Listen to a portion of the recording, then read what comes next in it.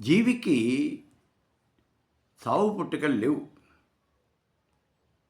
ఉత్పత్తి, లయము ఈ రెండు కూడా నిజం కాదు. ఈ విషయాన్ని మనం చెప్పుకుందాం ఇప్పుడు. సామాన్యంగా జరిగేది ఏమిటి అంటే, ఎవరో ఒక వ్యక్తి, ఒక సత్యవర్ధనుడు అతని పేరు అనుకుందాం. ఇది మనం అనుకుంటున్న పేరు అంతే. ఫలానా సత్యవర్ధనుడు పుట్టాడు అన్నాం. అలాగే ఆ సత్యవర్ధనుడు మరణించాడు అని చెప్పాం. ఇక్కడ పుట్టడం కానీ మరణించడం కానీ జరిగింది దేనికి? ఏది పుట్టింది, ఏది మరణించింది? జీవికి చావు పుట్టుకలు లేవు. మరి ఇక్కడ పుట్టింది ఏమిటి? శరీరం పుట్టింది, దేహం అనేది ఆవిర్భవించింది అంతే. దేహం పుట్టింది, అంతేగాని జీవి పుట్టల, ఆత్మ అనేది పుట్టల. ఆత్మకి చావు పుట్టుకలు లేవు. సత్యవర్ధనుడు మరణించాడు అంటే ఫలానా వ్యక్తి అతని యొక్క దేహము అనేది అంతరించింది అంతే.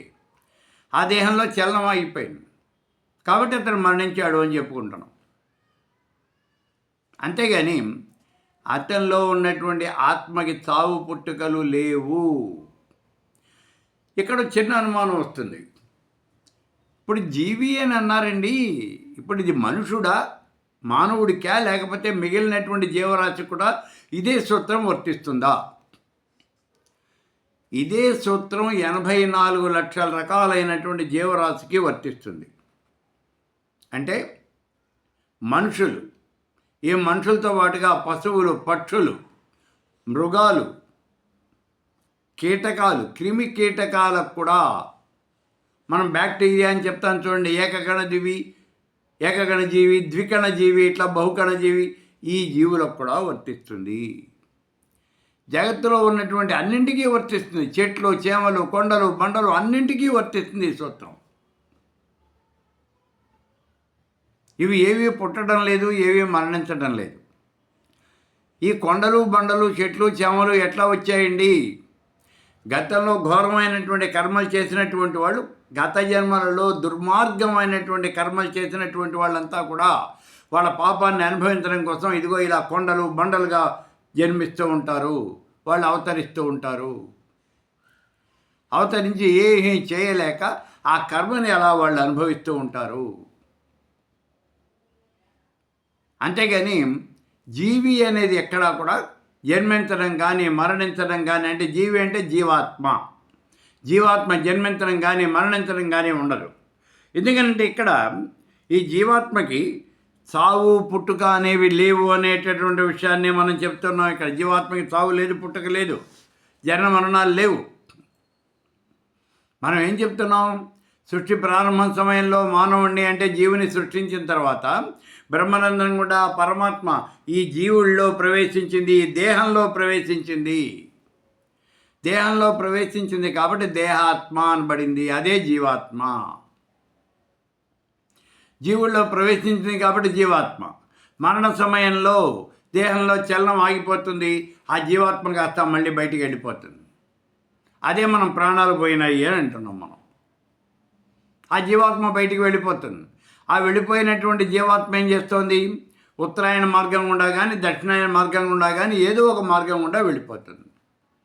దక్షిణాయన మార్గం గుండా కనుక వెళ్ళినట్లయితే స్వర్గాది సుఖాలన్నీ అనుభవించి మళ్ళీ కర్మశేషం అనుభవించడానికి భూమి మీద జన్మిస్తుంది. ఇది ఆ దేహం జన్మిస్తుంది. ఆ దేహంలో ఆ జీవాత్మ అనేది వస్తుంది మళ్ళీ. ఉత్తరాయణ మార్గం గుండా పెడితే దాని పునర్జన్మ అనేది ఉండదు. ఇప్పుడు చూడండి, మరి ఇంతకన్నా నీచమైనటువంటి పనులు చేసినటువంటి వాళ్ళు క్రిమికీటకాలుగా జన్మిస్తారు, పుడుతూ చస్తూ ఉంటారు. ఇంకా ఘోరమైన పనులు చేసినటువంటి వాళ్ళు కొండలు, బండలు, చెట్లు, చేమలు, రాళ్ళు, రప్పలు ఇలా జన్మిస్తారు. మరి ఇక్కడ జన్మించేది ఎవరు?